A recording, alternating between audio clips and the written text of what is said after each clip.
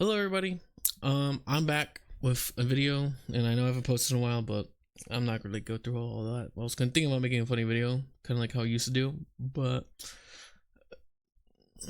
I don't know. I'm not. Nothing's really clicking on what kind of bits I can do, but that's besides the point.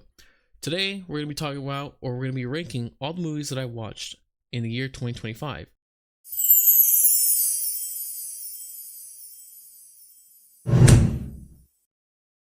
Now, to preface for this video, terms or standards for what will qualify within this list, the movies have to be released in this year or released in the year that I'm making the video for. So, for example, or to add more clarity, back in September, Regal was having an event called the Month of Masterpieces, where they would re-release so-called movies that are considered masterpieces to be put on the big screen so audience could rewatch the movies. This could be movies like The Taxi Driver, Goodfellas, The Thing, Space Odyssey.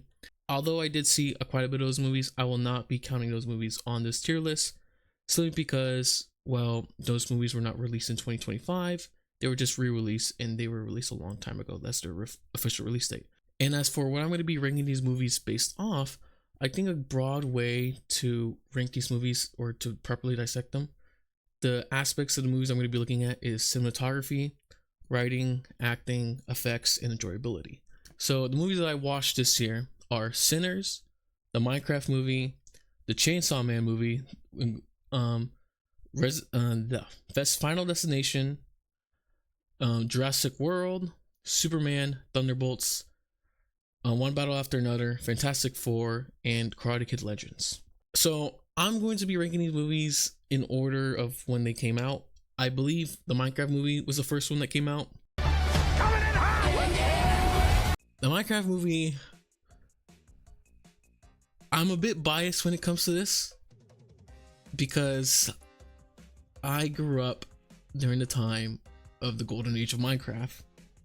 So before all the famous Minecraft YouTubers turned out to be fucking terrible people, we'll just say, I grew up during that time, going home every day and watching and consuming their content. And I gotta say, I am very biased towards the Minecraft movie. Even though when I heard it was coming out and it was live action, and how disappointed I was, the fact that it was going to be live action, I must say there was still a little part of me that was excited. But I suppose let's get started into the aspect. Let's start dissecting the movie, I suppose. Cinematography. I would say there is nothing special about the camera work within this movie. Nothing memorable comes out of it, like how the cameras moves, how the camera pans out. It's pretty generic. It works, I suppose, well within the movie. I would say it's just pretty average, and that's not a bad thing, right? This movie was not made to be some sort of thought-provoking thing. This movie was made to be a children's movie. But the whole idea is that for the Minecraft movie, I do not believe it has very good cinematography, or not even very good. It's not bad, it's not good. It's just alright, it's average, it's normal. It gets the job done essentially. Camera's on, focuses on the subject, focuses on whatever is going on, big layouts, whatever, things like that. So I say, I guess for average, normal, maybe just 5 out of 10. It's mid, I suppose. Now, writing, now this is kind of where we probably get a little bit into the juicy part of it. I guess we can do with plot first in terms of writing aspects. The plot is very fucking generic, or not even generic, I don't know, it's weird because like I said before, I was very disappointed they're gonna make a live action Minecraft movie. And one of my first questions when I first heard they were making a Minecraft movie is, how the fuck are they gonna do that, right? Like, what's the aspect of it? And if you've seen the movie, you'll find out that the real world that we live in, there's like a device that opens a portal to the Minecraft world. And I don't know why the fuck they would do that. I always just figured, why not just make it like an animated Minecraft movie, but God forbid they pay animators. I just feel like the human world aspect of it, I'm not really interested in it. I feel like I'm more interested in like the characters within the human world, I suppose, and like their dealings with it. Because the Minecraft world's supposed to be like this escape. It's like this escapism, right? We see that with Steve. We see that with, what's his name, Derek. I forgot I forgot one of the main character's name. And we see the little kid's name. We're a little kid too. It serves like a form of escapism for them because they don't fit in within the real world, but they fit in and they can express themselves a lot better in the Minecraft world. But still, the fact that they even has real world aspects of it really just disappoints me. Like, I know what they're doing and it works. I just realized I'm talking more about like the characters themselves a little bit. So I guess we'll just move away from the plot real quick and talk more about the characters.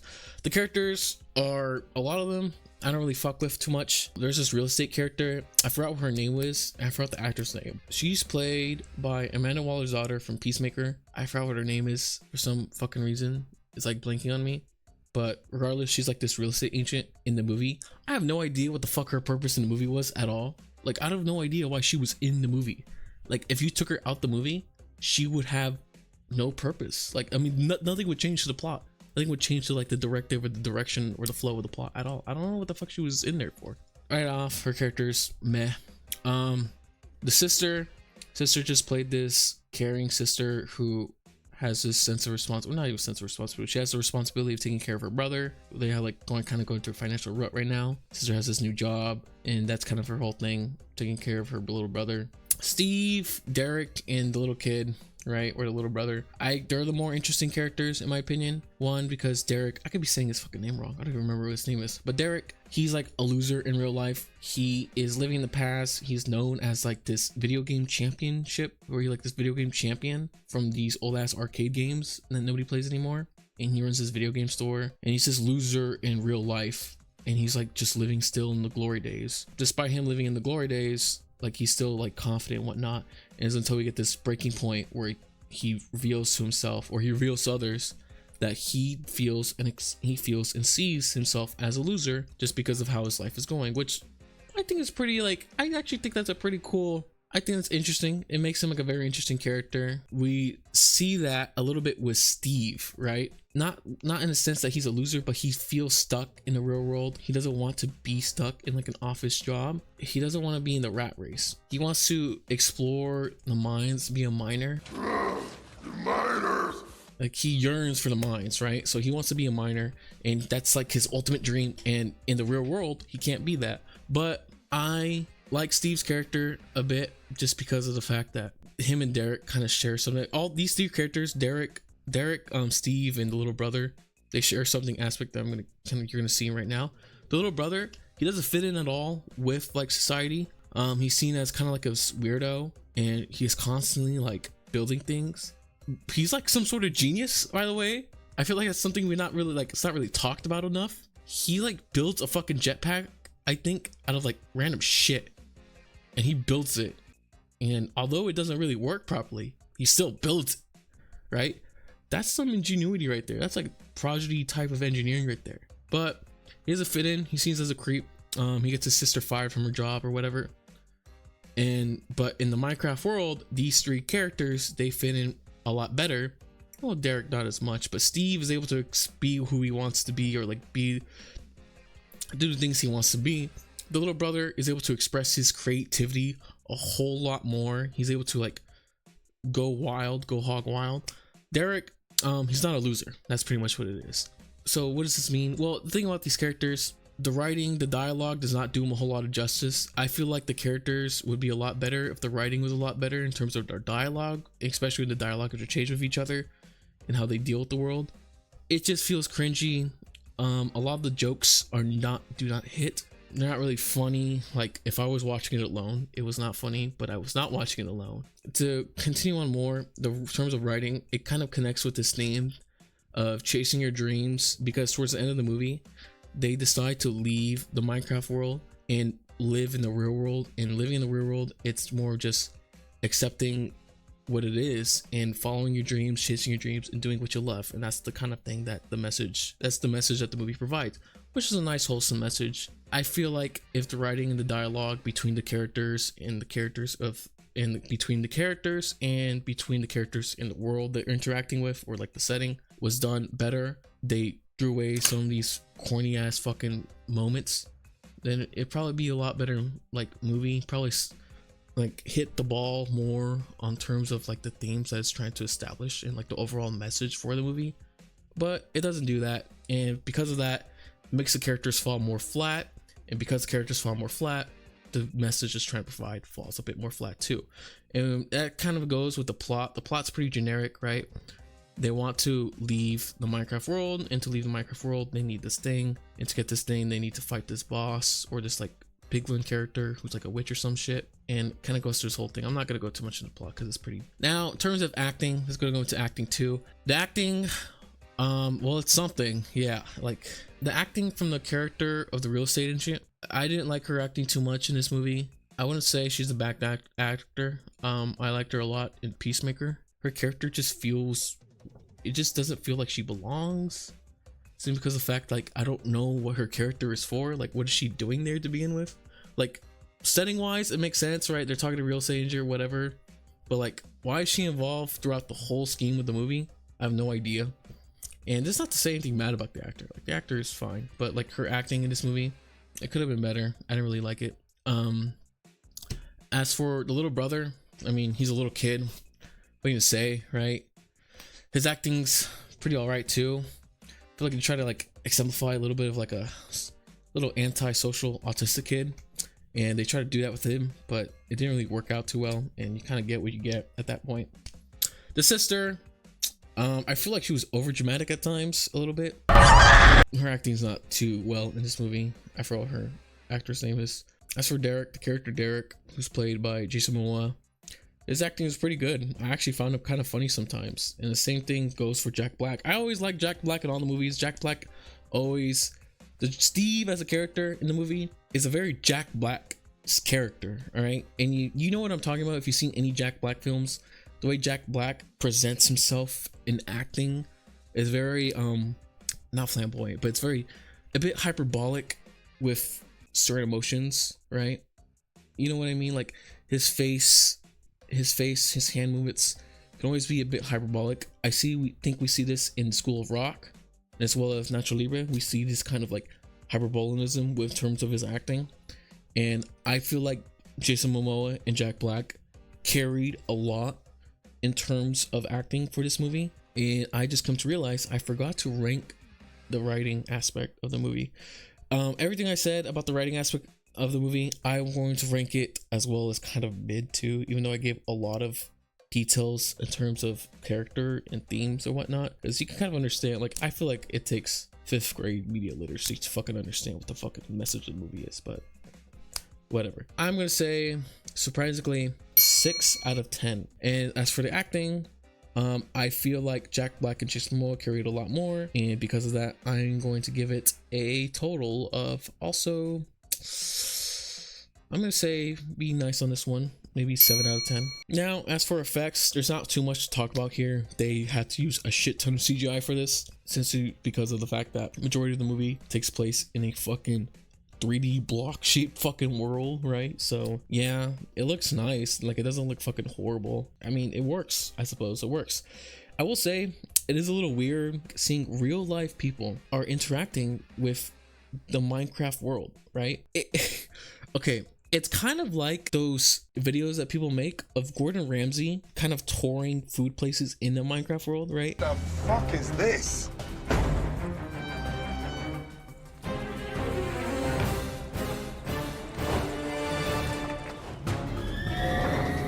Dear. It's raw. But it kind of feels like that. It feels some shit like that. But I will say, I mean, the CGI, like, it works. Like, it's not anything crazy. I don't remember a moment where it's like it looks fucking horrible. I think towards the end it probably kind of like starts dropping the ball, especially between the last battle between Jack Black or Steve and the Piglin witch. I forgot what her fucking name is, but yeah, I would say maybe like a 7 out of 10 as well for this. It's pretty good, I would say. As for enjoyability, so this is where I mentioned earlier where there's a movie on this list that's gonna be kind of ranked a little bit high in enjoyability. I really enjoyed this movie because I was with my friends and I already went in with the idea that this movie's gonna be dog shit, and I was right. This movie's kind of dog shit, but goddamn, I would be lying if I said this movie did not put a fucking smile on my face.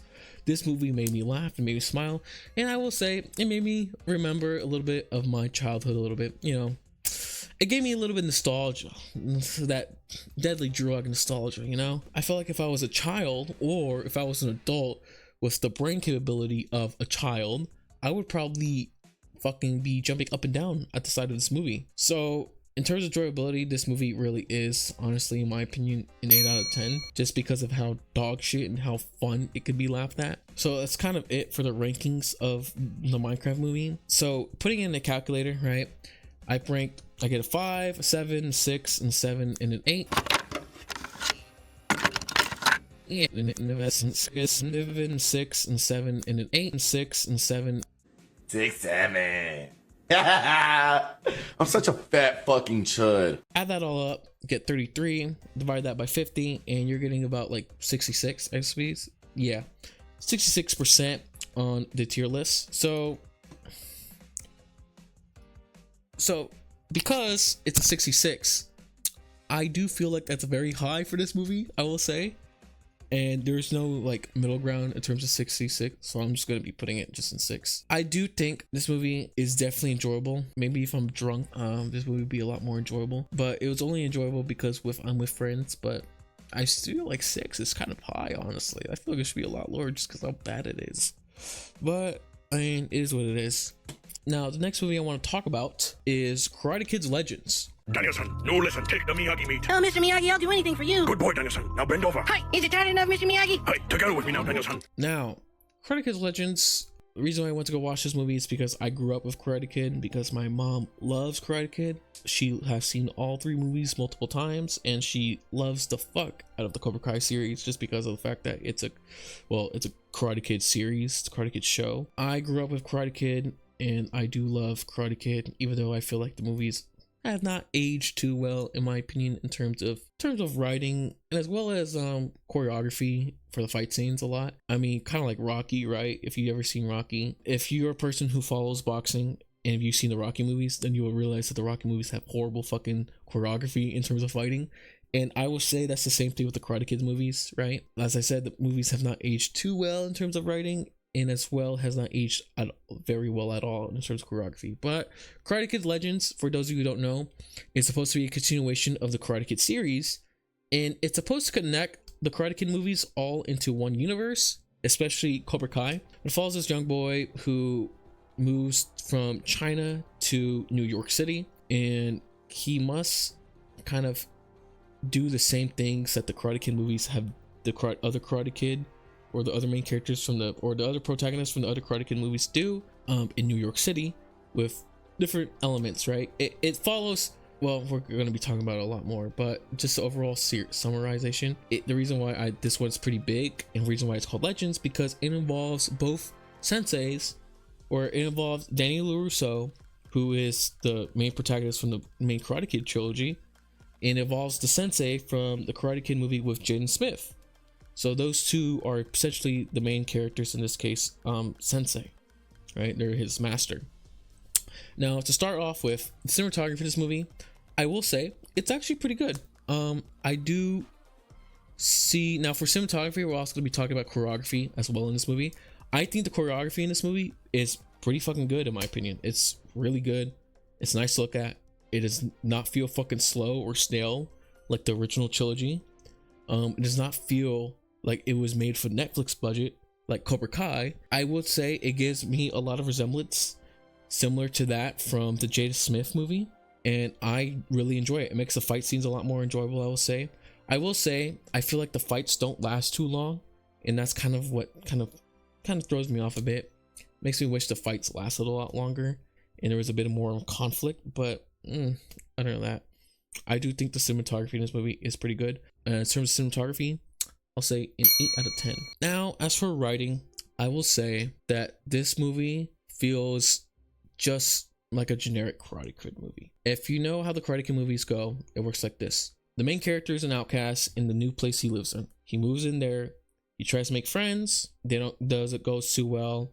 He meets a girl he likes. The girl used to be involved with some guy who is part of a gang or part of an organization that does fighting. Because of that, he gets into conflict with them and they kind of start targeting him. They start targeting them and he gets beat up. And he needs to get trained in order to get them off his back, and as well as to beat them in a competition to officially get that whole group off his back and to prove himself. And through that, he's able to start fitting in. He gets closer with the girl he likes. yada yada, things like that, right? He starts overcoming a lot of insecurities that he has. In this one, it follows a lot like that, but there's a little bit of difference in this case. For example, the main character already knows karate. He's pretty fucking good at it. In fact, they indicate that him and his brother won like a championship in China.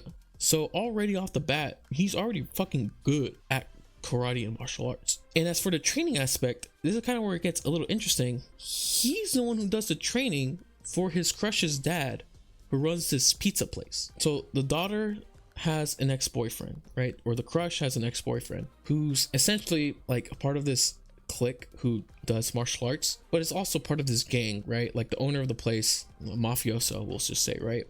The dad of the crush, he owes money to that guy and he needs to pay him off. The main character, he's having conflict with the mafioso's protege, who is like the martial arts guy, who's like essentially the Johnny Lawrence of this fucking movie, right? It kind of comes to this thing where like, okay, you know, we can both help each other out here, I suppose, right? So the main character trains the dad after like the mafioso sends some guys to beat the fuck out of him, right? Break his kneecaps or whatever. Like he beats the fuck out of them. And he starts training the dad because the dad wants to start fighting and boxing again so he can win a few rounds, get some money, and then like pay off the debt he owes, right? It goes pretty well, I would say, right? And I actually really like that. I like that. Oh, like, okay, there's a little bit twist and turn on like the generic writing they do for a lot of the Karate Kid movies, right? It's interesting. It makes it more interesting. It's that's what it is, right? And so the dad kind of goes there, right? And he's winning, but you know, it's an underground boxing fight, so they don't play fucking nice. They don't play by the rules. So they cheat and they beat the fuck out the dad and he ends up in the hospital. And after that, the movie turns into a generic Karate Kid movie where he has to fight the Johnny Lawrence of the fucking movie to fend off the gang off him and also off the pizzeria. And because I think he gets like a prize money for doing this competition, this ultimate fight martial arts competition in New York City. And he needs to get trained by I think it's his uncle, who is Jackie Chan, who is the sensei or the master in the Jaden Smith movie. And also Danny LaRusso, who is, you know, the sensei for Miyagi-Do or the Cobra. I forgot what the fucking hell Cobra Kai is. I forgot what the name of the dojo is, but you know, he gets trained by both of them, and you know, both of them have like different styles of teaching. It's kind of interesting to see that, but I'm disappointed in the fact that we go from this interesting kind of spin where the character becomes the trainer, and I kind of thought we're gonna go with this idea because one thing that this movie does, it deals with trauma.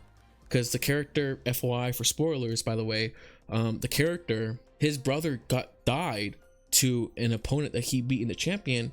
I think it was an opponent. He got stabbed to death, right? Like right in front of him. And he feels a sense of guilt and trauma from that. And he's like suffers from PTSD from that. Because imagine your loved one getting stabbed to death right in front of you. That'd be fucking crazy, bro. It's insane. So I thought the movie was going to be this whole idea of overcoming trauma to kind of overcoming his trauma through training somebody. And that's kind of something we see with Mr. Miyagi, right? In the original trilogy, he has a lot of trauma from the war, from losing his wife, and he overcomes a lot of that trauma through Danny LaRusso. But that's something that I thought we were going to do, interestingly so, in this movie. But we don't end up doing that because halfway it turns back into a generic Karate Kid movie. And that's kind of what I'm disappointed in. I went in expecting a Karate Kid movie, and then it kind of dangles the carrot in front of me like, oh, we're going to spend a little bit of the elements that make a Karate Kid movie. It's like, oh, wow, this is interesting. This is pretty cool. It had me locked in for a moment, like, but no, we didn't end up getting that. Instead, we just get a generic Karate Kid movie, which is, it works, I suppose. But I kind of started losing interest the more the movie went on, I would say. Because of that, I kind of lost interest in the characters as well.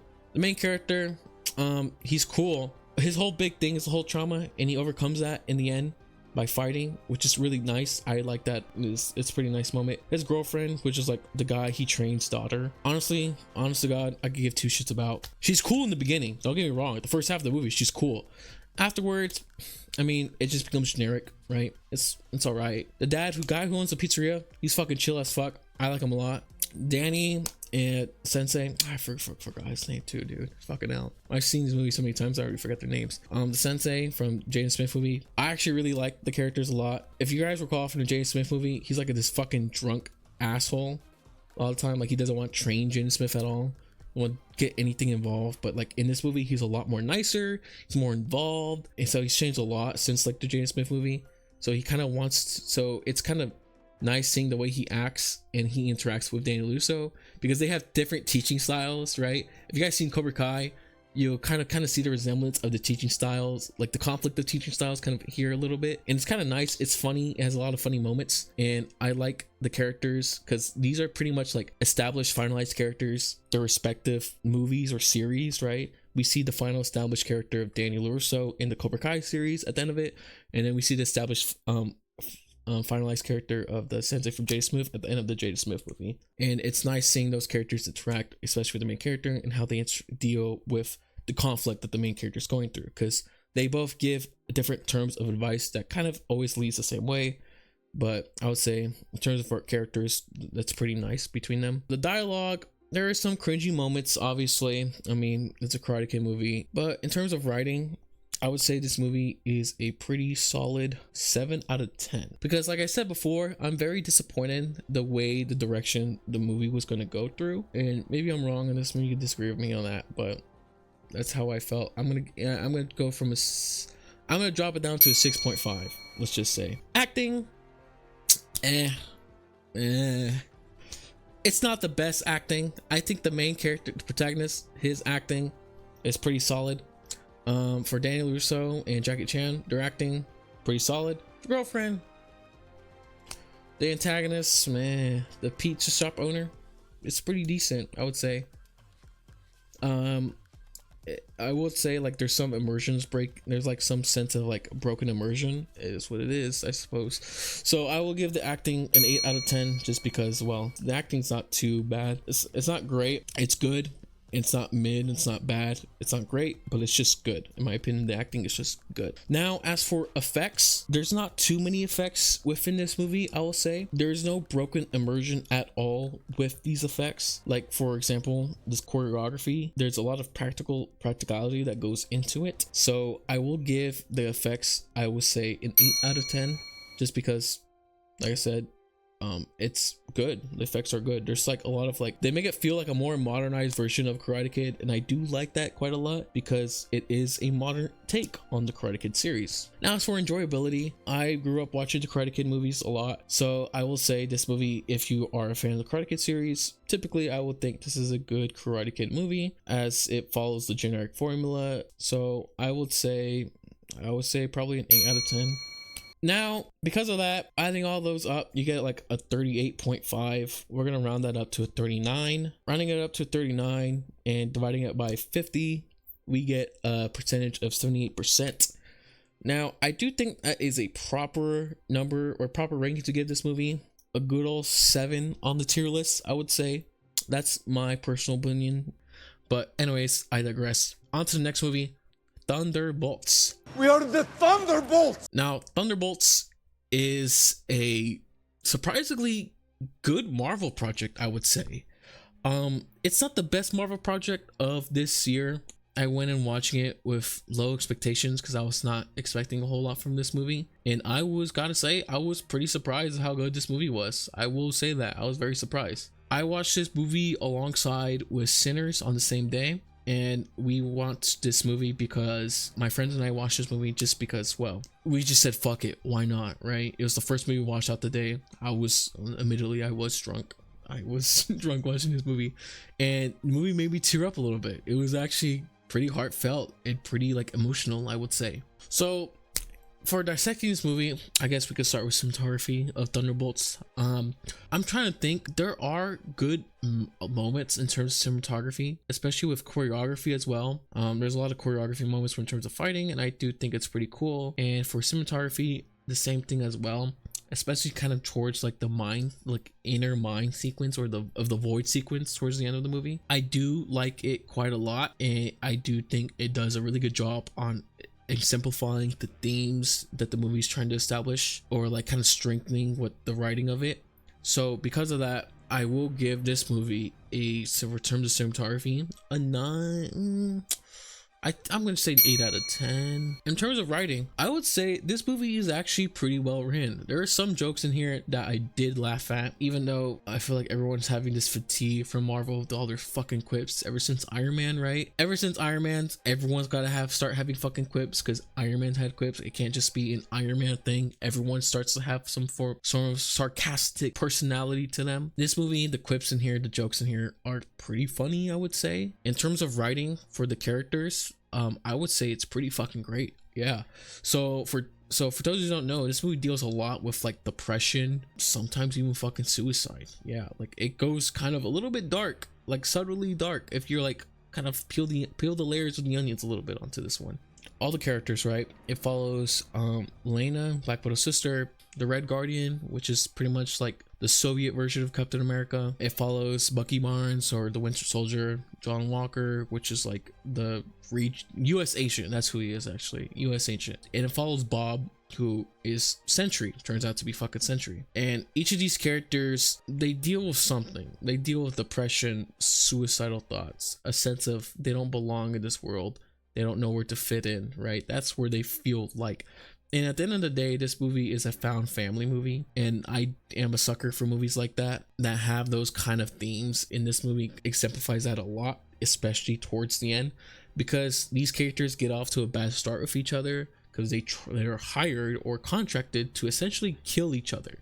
But they don't, because they realize their contractor is trying to kill them. So they work together, they free Bob, and Red Guardian saves them together to help Bob and to save New York City, because Bob goes ape shit. It could be because he becomes the Void. For those of you who don't know, Sentry is this Superman-esque character within Marvel who is OP as shit. Now, the Sentry version of him is this more gentle, super heroic kind of guy. They didn't really show that a lot in this movie. The Sentry version of Bob, he's not egotistical, but he kind of gets ahead of himself. He gets too much consumed by his ego and his strength, and they essentially kill him. But those of you who don't know, Bob, or Sentry, has this different personality, second personality, that's known as the Void. If I'm correct, it's known as the Void. And it's this like demonic entity that has the same powers as Sentry, but it's like horrifying and scary to deal with.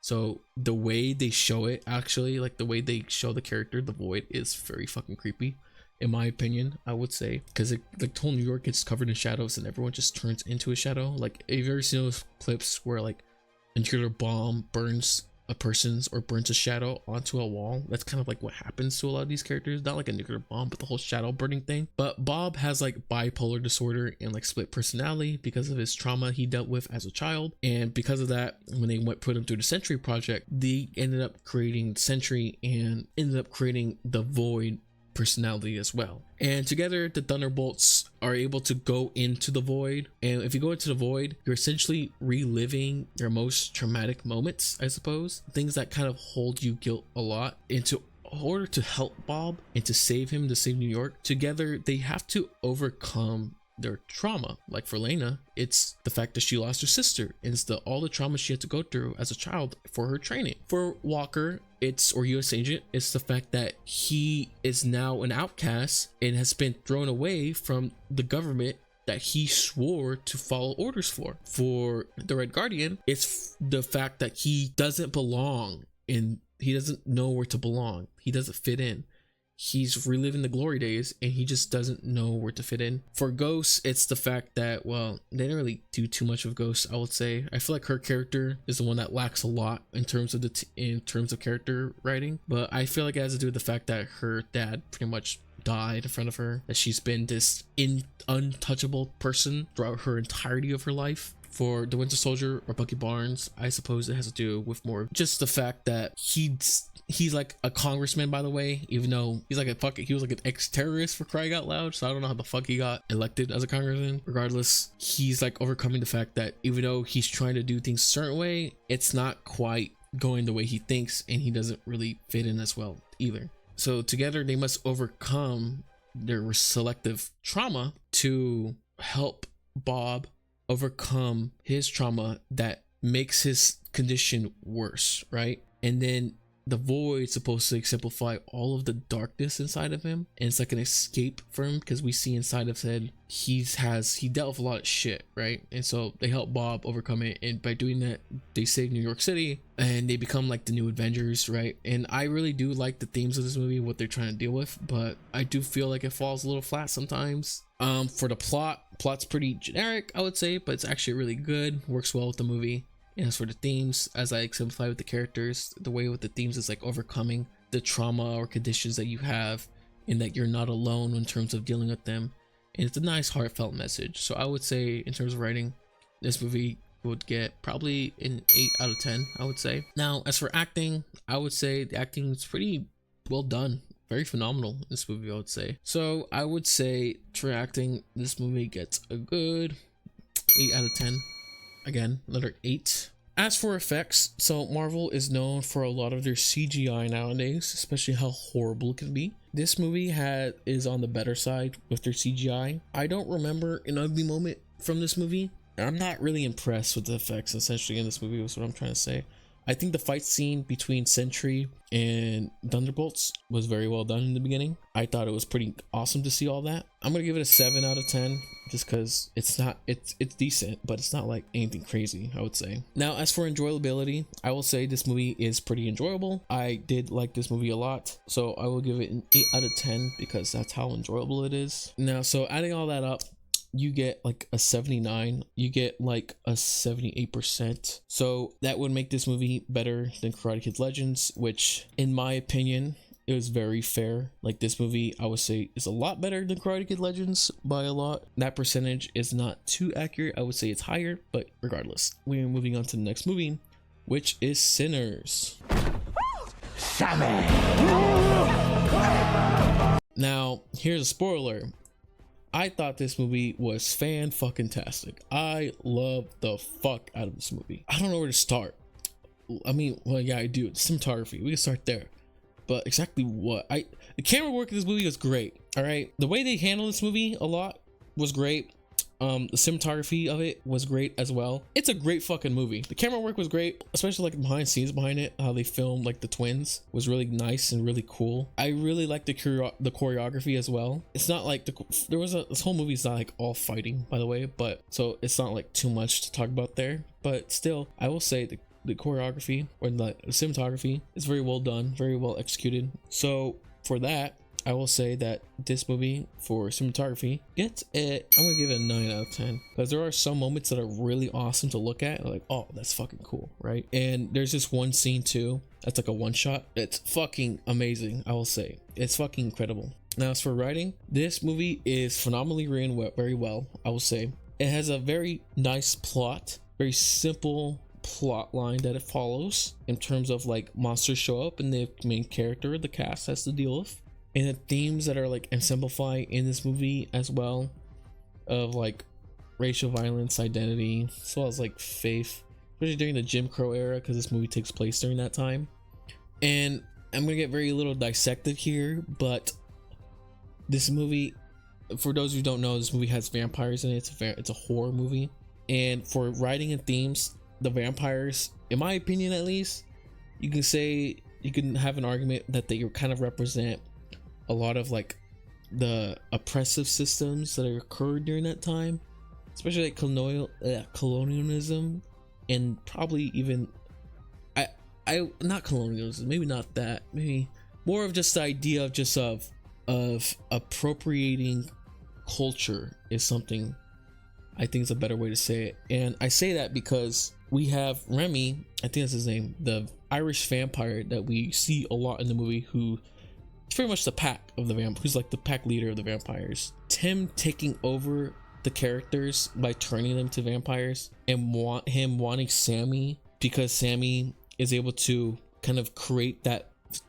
line between the living and the dead, can represent this idea that he wants to take that, he wants that for himself. That's what he says. He wants that for himself.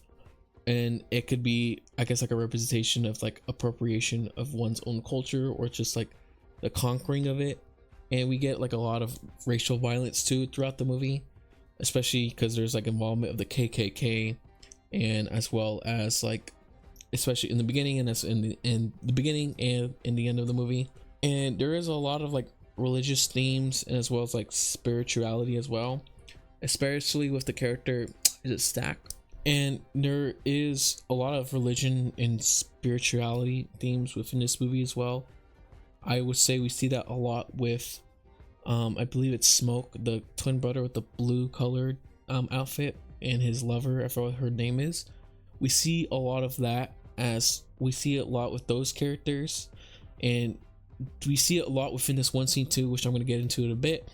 And we also see like music is used as this form of empowerment, because for those of you who don't know, during that time, from my understanding at least, I'm someone probably better or more knowledgeable on the subject of that historical period, probably can give it better. But from my understanding, blues was created as a form of music, or a genre of music that was created, I suppose, get by, or to kind of express one's own feelings and thoughts, express their oppression, like their experience within their oppression during slavery and as well as during the Jim Crow era. And being able to express that with music is a form of empowerment for one's own person. We see music used as an expression of one's own thoughts, feelings, and experience as form of empowerment throughout a lot of media, especially in history. And we see that here a lot in the movie, because whenever they play music, it's like they feel free. Especially it's something that we kind of see with Remy, I believe that's his name, the vampire, right? The Irish lad. We see that with his character a whole lot, because he tells Sammy that that's something he wants, right? He wants that sense of what Sammy's able to do with his guitar. And I guess it's time to talk about the one scene that I really enjoyed in this, not the one scene, but like the best scene in this movie. Essentially, Sammy is playing the guitar, and for those who don't know, in the beginning of the movie, they talk about how there's musicians or special people who, with music, they're able to pretty much thin the line, or like get rid of the barrier between the living and the dead throughout time. So Sammy is playing the guitar, and he breaks that barrier, and with that moment we see the evolution of music. It starts off with ancient tribal music from, I want to assume from Africa, right? We start off with some stuff like that, and then it goes to more blues eras, like stuff that Sammy's playing, and then it goes into rock and roll, and then to something more futuristic that I don't really know exactly what it is. And we don't just see it with black like historical music, we also see it with like Asian historical music as well, because there's some Asian characters in here, and we see that, and it's a very interesting thing. Like, it's all done in one shot, so it's very interesting theme to show how empowering music is, because weirdly enough, I guess it's supposed to show more of this idea that music is this very universal feeling, universal experience for everybody on the planet. Kind of like how I don't want to say kind of like math, but because math is a universal language of the universe, but I would say maybe music is as well, because maybe I can't speak the same language that, let's say, a Russian or a Chinese guy can. We may not be able to understand each other with the words we speak, but we could probably exemplify our emotions and our feelings and our experiences with music. We could probably show each other, play music with each other that can kind of show what we are thinking at that moment. Maybe I'm thinking too hard on this, but that's kind of why I think it is, because Sammy's able to break that veil between the living and the dead, and by doing so, he's able to connect everybody all together with music. And that is something we see that the vampire Remy wants. He wants that same kind of ability to do that. And I guess in the writing wise, if we kind of ignore the themes of it that it's focusing on in writing wise, he wants that because he wants that connection with the dead or the living, I suppose. He wants to be able to feel that, but he can't, because he's a freaking vampire. He can't be within that because he's a supernatural entity. And a lot of these characters, their writing, like dialogue they have as well, is it fits very well with these themes as well. This movie is called Sinners because this movie, all these characters act in sin, right? Sammy, he's the son of a pastor. His father does not want him playing music, the blues, because it's considered devil music. It's not considered something that's holy, so he's told again and again to stop playing for that. but he does not. He indulges in the so-called sin. Stack, who is the one of the other twin who wears red, he indulges more of the sin of, I would say probably his hedonistic sins. He's more of a ladies man, more of an enjoy, more of like slick on the tongue kind of thing. And there's this character that he has a relationship with, who's played by Haley Steinfeld. And she's a mixed person, right? In the movie, she's mixed, but she's white. Like, she's white presenting, so everyone thinks she's white. So during that time, right, race mixing is like, I'm pretty sure, yeah, it's race mixing is illegal. Playing essentially kind of illegal, right? But they have history together. They are essentially lovers, right? But there's like so many things because of the world they live in, they can't be lovers. So that's the sin they indulged in.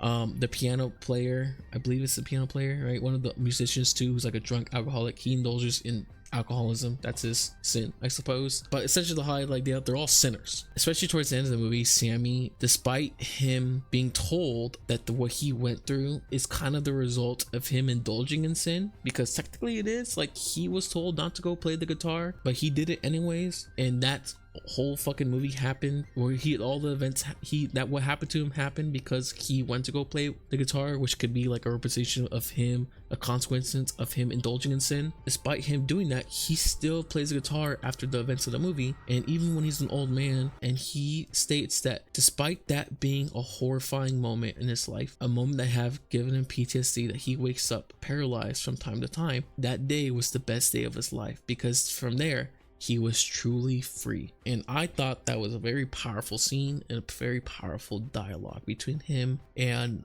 Stack at the end of the movie. There's probably a lot more I can talk about with this movie, but this movie's already going on too long. But still, in terms of writing, I say this movie is a good 10 out of 10, I would say. And I suppose that goes into the acting. This movie was phenomenal acting, I would say. I loved all the characters in this movie. I thought their acting was great. So yeah, I say acting, I would give it another 10 out of 10. And in terms for effects, the effects in this movie were really good. It was very gory. I did like that a lot. It was very dark. I love that a lot. There's a scene where Remy gets set ablaze and dies. I did like that a lot. I really enjoyed the effects in this movie. I really enjoyed the music a lot in this movie as well. The score for this movie was fucking fantastic. My favorite score is I forgot something. It's the one that Remy sings with like all of his vampire followers. Like the dun dun dun dun dun dun dun dun dun. I'll just probably put it up there. Editor, put it up there. But I really enjoyed the effects in this movie. I would say it's a 9 out of 10. And enjoyability, this movie was enjoyable as fuck. Like, holy shit. I would say enjoyability, 10 out of 10 movie. So adding all that up, that's a 96. So I'm gonna put this movie in a 9 just for now. That might change because I feel like there's going to be 2 movies, maybe 3, the debating for #1 spot is going to be in. So right here I have Sinners in rank number 9, way above the rest of the movies that I've talked about so far. So for now, I suppose let's get started on the next movie, which is Final Destination Bloodlines.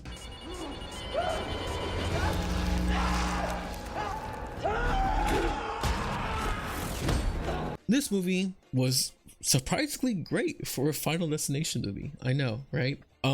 My favorite Final Destination movie before this one came out was the 5th one. I believe it's the 5th one, the one with the one on the bridge. And the reason why I like that one is I did feel like the deaths were a little bit creative in that, and I also feel like the ending is kind of what gave me a good sense of like, oh, this movie's really good. Even though I did feel like it wasn't too practical, it still thought it was a very good movie. So I guess we could go with like cinematography of the movie very quick. This movie shot really well, especially with some of the scenes. Even though I could tell they're like the use of CGI like was kind of like meh. There are some scenes that the cinematography, the camera work, it builds anxiety and it's really good. And that's kind of what the whole franchise is all about. It builds anxiety up to the death, and it kind of like makes you think like, how are they gonna fucking die next, right? And because of that, I would say this movie gets a 9 out of 10 before me for that. In terms of writing, there's nothing too crazy to talk about in terms of writing for this movie. Like nothing like Sinners, right? Nothing like theme wise, I would say it does work very well, right? For those of you who don't know, the main plot is that back in the 60s, a character survived, had a premonition of events of that was going to lead to her death and the death of a lot of other people. Typically in the Final Destination movies, person who has a premonition is able to save only a few people, not everybody else. In this movie, the person who has a premonition saves a shit ton of people, and she's the last one to die in her premonition, right? And the rules of Final Destination is that death goes in order, and the rules is that death goes in order, right? So like if you're the first one that was supposed to die, death is going to go after you, and it goes down through all the list of people in order, right? But the problem is that in this case, that everyone that survives, you can live a normal life until you're next on death's list. So it's called bloodlines because death has to go after each bloodline, the family of the person who survived. Essentially, the writing is done pretty well, I would say. The plot wise, like, it works. I don't want to say it's too generic because it's like a regular Final Destination plot line. They try to overcome or beat death. For alert, no, they don't. Barely anyone has ever. I think it's only one character who has, and it's from like first or second one, I forget. Yeah, the characters are done surprisingly well. I actually care a lot for these characters. Since they're a family, you can tell there's a certain dynamic with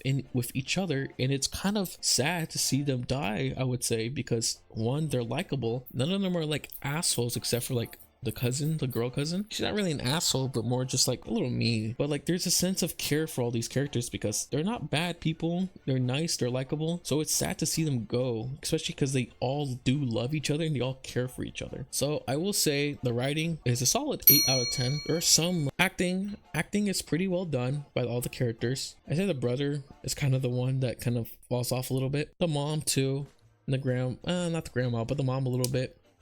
I didn't care too much about her acting. She didn't really acting's generic and it's good. I say it's pretty good because there's some characters in there who acting probably carry a lot more of the movie. So I would say an 8 out of 10 for me on this one as well. And in terms for effects, this is the big one here. I thought the effects here, the kills in this movie were fucking great. I think this is the best movie in the franchise by far. There are some practicality used for the effects and there's a lot of cool kills. You can tell the CGI, you could tell like it's noticeable, right? You can tell it's noticeable at times, and that's fine, that's okay. It does break the immersion a bit, but I will say I will give the effects a 9 out of 10 just because I do think it works very well within this movie. So for enjoyability for this movie, I do think this movie gets a good 8 out of 10 enjoyability. It's not, I don't want to say it's a forgettable movie, but it's not too memorable. It's a good movie to watch with people that like these kind of movies, like this kind of shock kind of fest movies, and that movie does this movie does that. That's what I want. I think this movie's good for that. So overall, this movie total score is a 43 out of 50. Percentage wise, that's an 86%.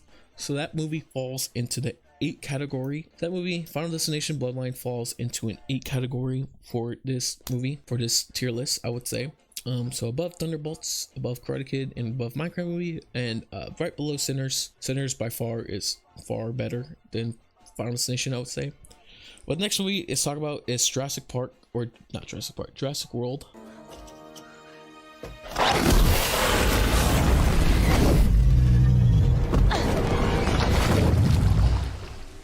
This movie, Jurassic World Rebirth, in my opinion, is very fucking forgettable. I actually forgot I watched this movie today. I forgot this movie came out. Now, it's not to say there's not a good moments in this movie, but it's not a very memorable movie, I would say. I don't know. I don't have too many bad things to say about this movie, but I don't have too many good things to say about this movie. But I guess we can start with the cinematography. There is a lot of good camera work in this movie, surprisingly, and a lot of good camera work that exemplifies a lot more of the horror aspects of this movie. I think it works very well, surprisingly. It kind of makes me remember a little bit of the original trilogy, at least the first and third movie, not the second one. But this movie, I would say for cinematography, I will rank it a good just 8.5 out of 10. This movie's writing, yeah, I could give two fucking shits about it. I don't think it was written very well at all. I didn't care too much about the characters. I didn't care too much about the plot, and I didn't care too much about the subplots. There wasn't very many themes that I gave two shits about. I don't know. I really did not like the writing of this movie at all. I thought it was kind of boring. But there's this one scene, there's this one subplot with this family involved.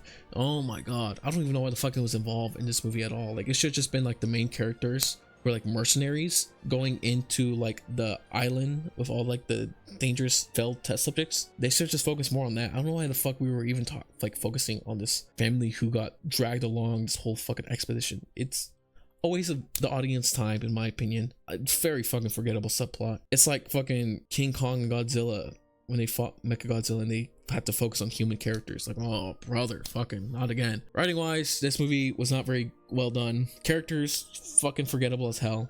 I could give two shits about them. I would say the writing, in my opinion, it's going to be a 4 out of 10 just because of how, like, I just didn't care. Like, I don't know, like, it didn't make me care. It felt like it wasn't trying to make me care. It was just so generic and it was just so bland. In terms of acting is pretty mid generic. I mean, they have some good acting moments, but like still, it's kind of hard for me to care about the acting when I don't really care about the characters to begin with. But still, the acting is really decent, so I will give it a 6 out of 10. In terms for effects, this movie effects are actually done very well. I would say the dinosaurs look great. There's not a whole lot of crazy bad CGI. I would say the horror aspects they try to commit to is done very well. I do wish that they would commit more to the horror aspects, because this movie was kind of not advertised as horror, but there were some moments in the trailers that showed the horror moments, especially that one infamous scene with the T-Rex just suddenly disappearing, and especially with the mutant dino they created.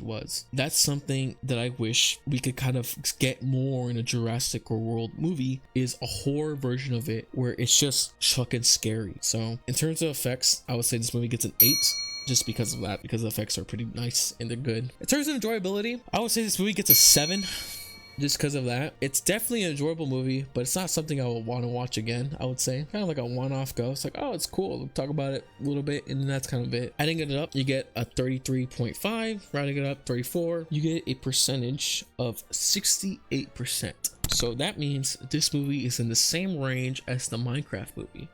And the reason why the Minecraft movie is so high up, the reason why it's so fucking high up, is because of how enjoyable the Minecraft movie is, because how fucking bad it could be. I will say the Minecraft movie is more enjoyable than Jurassic World, in my opinion. Now, before you start putting up your pitchforks, I say that because of how bad the movie is, and I have a lot of history with Minecraft. In terms of what the better movie is, I will say Jurassic World is a far better movie, in my opinion. I do think the Minecraft movie, looking at this list now, I do think the Minecraft movie should be at a 5. I will change the rank of the Minecraft movie at a 5. And I say out of 5 because, like, well, this movie is pretty dog shit. We're going off to maybe my favorite movie of the year. Next on the list is Superman 2025. Alien! That is where you've always been wrong about me, Lex. I'm as human as anyone. Now, this movie touched me in a way that only a Catholic priest could touch me. This movie was fantastic. This movie made me cry, all right? This fucking movie made me cry.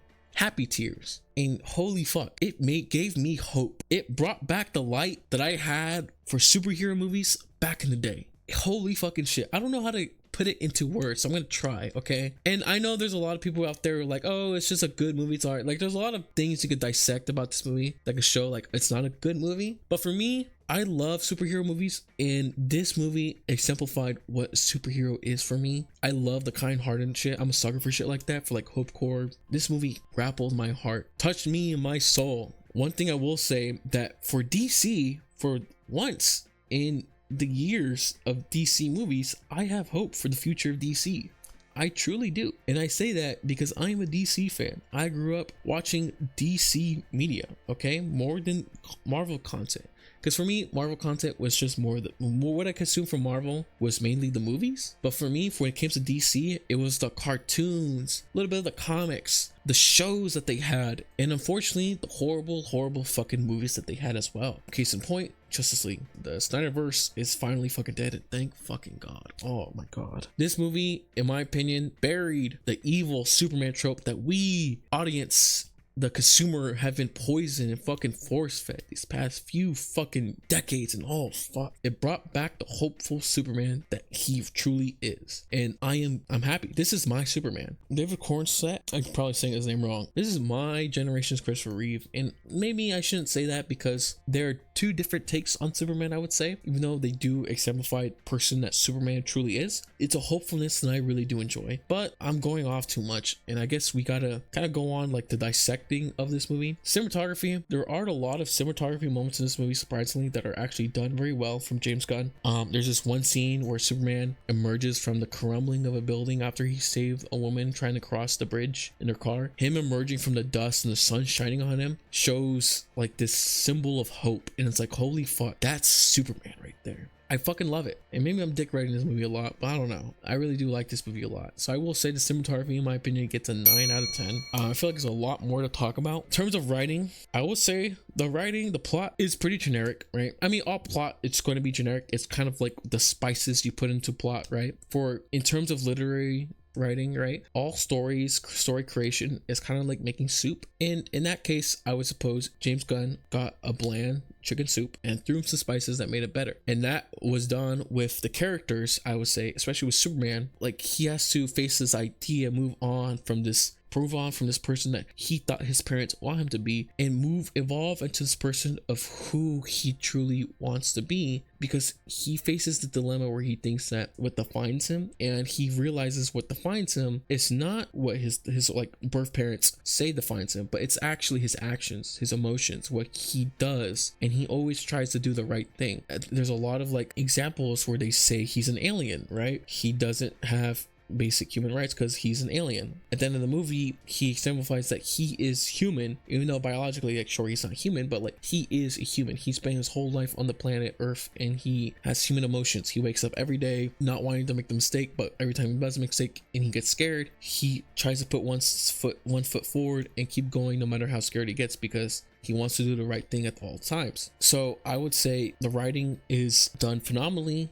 mainly because of the characters, and all the characters are done very well. Especially like Guy Gardner. Guy Gardner is this fucking asshole, but he's somewhat likable. He's like somehow likable at the same time. And this like foil that he has with Lex as a character is phenomenal, because for those who don't know, Lex hates Superman a lot of the time. Almost every iteration, the reason why Lex despises Superman is because Lex views Superman as this weakness of humanity, because people look to Superman for hope, look to him for a solution, and Lex feels threatened on behalf of humanity, and because for Lex, he believes humans are capable of much more and they do not require Superman. Sometimes it's also rooted in jealousy of Superman. I think this movie, in terms of writing, gets a 9 out of 10 on my book, and that could be biased just because I love this movie a lot, but I mean, that's what it is. As for acting, I thought the acting was done very well on almost all of the actors. Nothing comes to mind in terms of bad acting, so I will give this another 9 out of 10. As for effects,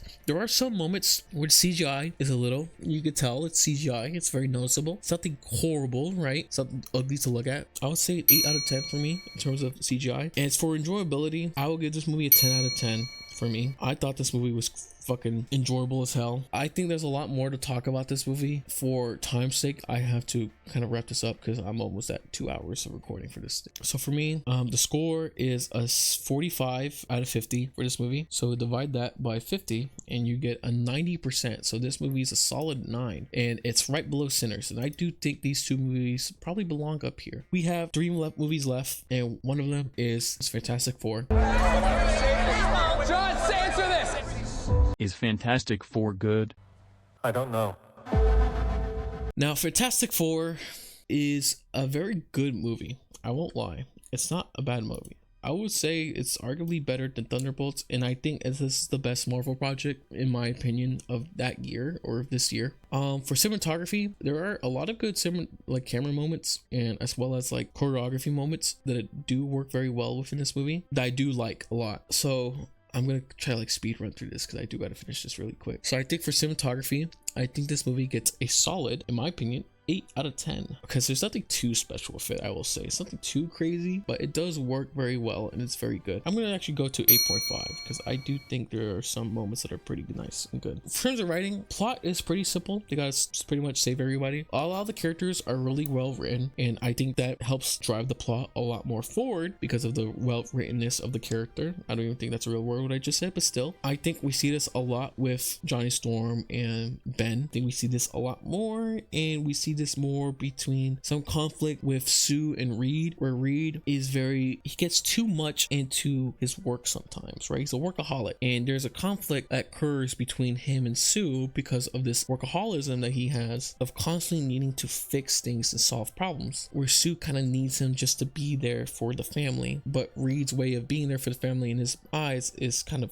doing what he does best, and is being the smartest man alive. And Johnny is this idea of wanting more and yearning for more than just Earth, I suppose. And I actually really like Johnny's character a lot, because in a lot of iterations of the Fantastic Four, it's on live screen, Johnny is like this playboy asshole. Here he's not an asshole, he's actually very likable, and he's very fucking smart as well. And this is something I never really considered, but Johnny is actually a smart person, and the reason why, he's a fucking astronaut. I mean, the other iterations, he's chosen to go up in space as well, and he has to have some sort of like actual intelligence to be like that, because he's always like represented as this kind of meathead. In this iteration, no, he's not. They kind of got rid of the ladies man aspect of him. It's not like he's not popular with like ladies or whatever, but he's not like this playboy who like goes after a woman. No, he yearns for more adventure. He yearns for like the freedom to fly, and that's what I really like about this Fantastic Four iteration, that we get to see that with Johnny. Now, as for Ben, we don't get to see too much of the whole internal conflict that he has with being the Thing, him no longer fitting with society. We see that a bit, but it's nothing too crazy, I would say. But he's very level-headed. But especially writing wise, I think this movie actually gets, because of how I like the characters, I will say this movie also gets an 8.5 out of 10 in my opinion. Acting, I did think there could be some moments that are acted better, so I will give this movie 8 on that. Effects, now there are some moments where I do not think the effects are done very well, especially towards the final scenes, but I do think it's not too horrible, so I will give it a 7 on that. Now, as for enjoyability, this movie is pretty enjoyable, so I will give it an 8. Now, there is something I should actually talk about. I feel like this movie falls a little bit flat towards the end, so I do want to decrease the rank for the writing from an 8.5 to just an 8. So it gives a score of 39.5, and dividing that, you get a 79%. I will say I do think this movie does belong there in the 7s, in a very high ranking place in the 7s, very high 7s. I think it's better. I think we have to rearrange this a bit. So I do think Final Destination Bloodlines would belong here. I'm a mix between these two, Thunderbolts and Final Destination Bloodlines, because these two are very enjoyable movies, but I do think Bloodlines is a lot more enjoyable. But I do think Fantastic Four does belong in that 8 range, just because, low 8 at least, just because of how good it is. Now we get to second to last movie, one battle after another, the new Leonardo DiCaprio movie. I need this rendezvous point. You understand what I'm saying? I need it. I understand. And the question is, what time is it? If you don't give me the rendezvous point, I swear to God, I will hunt you down and stick a loaded hot piece of dynamite right up your.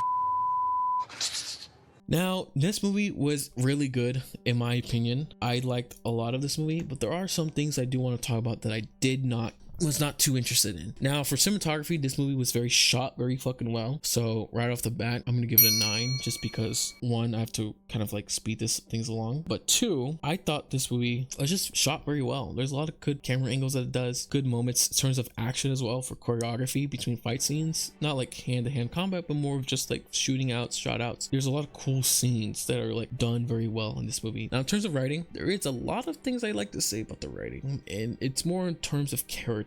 I did think the writing in this movie was done very well. I did think the antagonist as Lockjaw was done fantastic and done phenomenally. His acting was done great. I guess I'm going to do the writing and the acting here in one go. But for characters, I think Bob, the dad, who's played by Leonardo DiCaprio, I will say, re-examining the movie, at least in my opinion, I don't know about his place in this movie. I wouldn't say he doesn't do much in the movie, but what happens is that his attempts at doing things aren't successful. Think about it like this: if you take him out of the movie, right, if you take all the scenes with him in the movie, the events of the movie are still the same. The events of the movie are still the same, because he doesn't do anything that stops or prevents anything further from Lockjaw taking his daughter away, except for the one time where he fires a shot over at Lockjaw. But other than that, like, that doesn't even slow Lockjaw down. It doesn't even do that. The only thing it serves is that at the end he finds his daughter and he's able to like take her back home. That's it. I just have a hard time understanding kind of what his character's deal is, like what he does. I think his character's more serves as a purpose of representation probably, but in my opinion, just if you take his character Bob, I think his name is Bob, I'm not too satisfied with his character, especially with the fact that he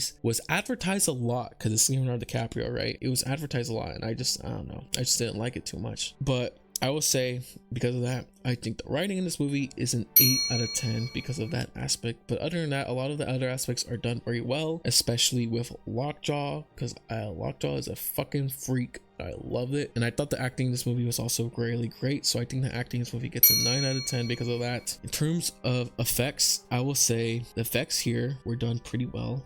I don't think there's a whole lot to talk about here in terms of effects. I would say like 9 out of 10. The effects are done 9 out of 10 in my opinion. Enjoyability, the movie is a 9 out of 10 in my opinion in terms of enjoyability.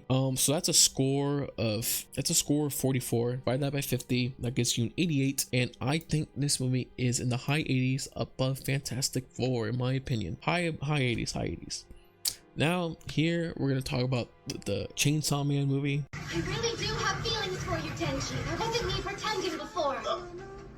For real? Don't be so gullible, dumbass! She's trying to kill you! Oh, Fujimoto. Oh, Fujimoto, when I catch you, I'm gonna... Whew. You know what they say, once you start reading Chainsaw Man, you never want to stop beating Fujimoto to death with your bare fucking hands. The love-hate relationship I have with that man. But let's talk about this movie. Now, let's just bring up the big screen. I do have a lot to say about this movie, but unfortunately I cannot go too much because this recording is a little over 2 hours now. So let's kind of speed run through this. Cinematography. This movie is animated fucking phenomenally and very well, and I love it a lot. Now, there's a lot of moments in this movie that are like symbolism, like the way they angle certain things, the way they animate certain things that I really love, and I love a lot. So I do think the cinematography here gets a 10 out of 10. 10 out of 10 in my opinion. In terms of writing, so I read the manga of Chainsaw Man, so I already know how all this was going to go down. But in terms of writing, there's some things they written well, like character interactions and the way they ran things. Because like the way you tell a story in the manga and the way you can tell a story in the anime could be done in different ways and different styles, right? Because for example, in a manga, a certain interaction could last like just a panel or two, but in the anime, they can make something last a lot longer, and they can make the interaction feel more tense with music, color grading, or just suspense, or like how long the duration of the interaction is, right? And they do that a lot with the writing in terms of interaction with characters, and I do think that's very well done in this movie. So I think this movie gets a 9 out of 10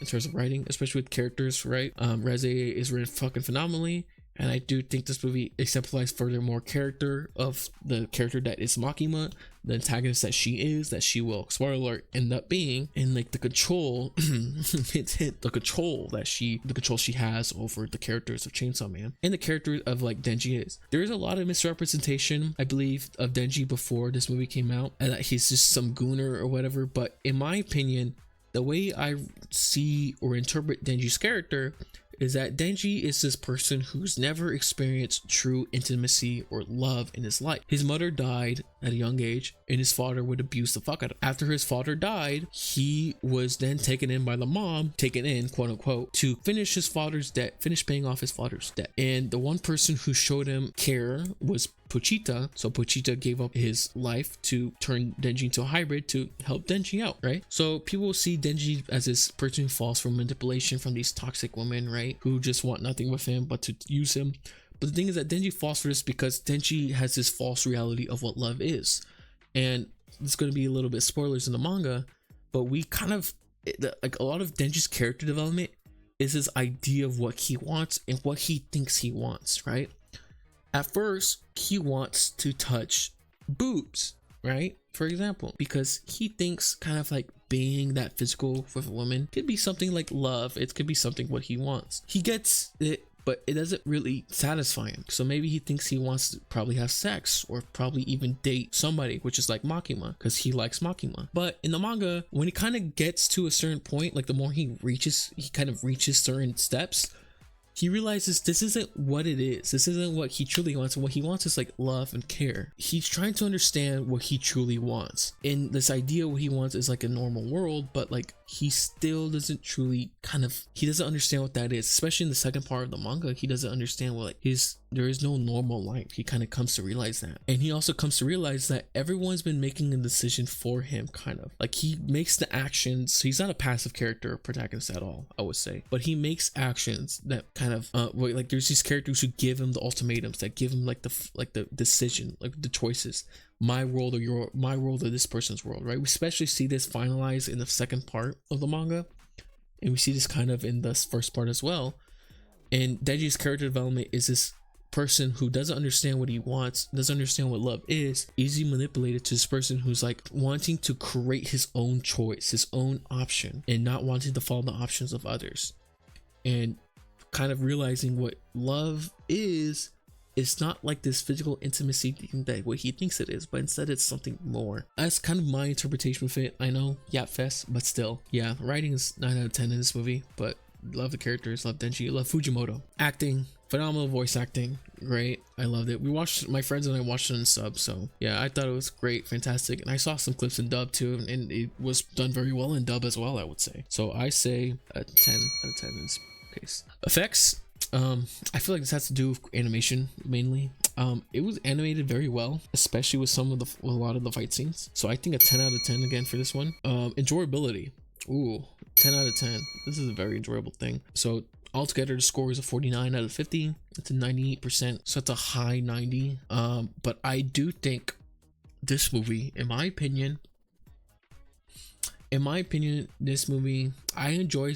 Okay, so this kind of hard to come through, because I enjoyed Superman a lot. I might say Superman is my best movie of the year.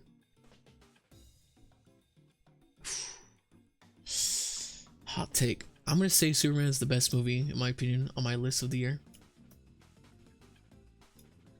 Sinners, okay, I'm gonna say Sinners is the second best, and Chainsaw Man movie is the third best, in my opinion.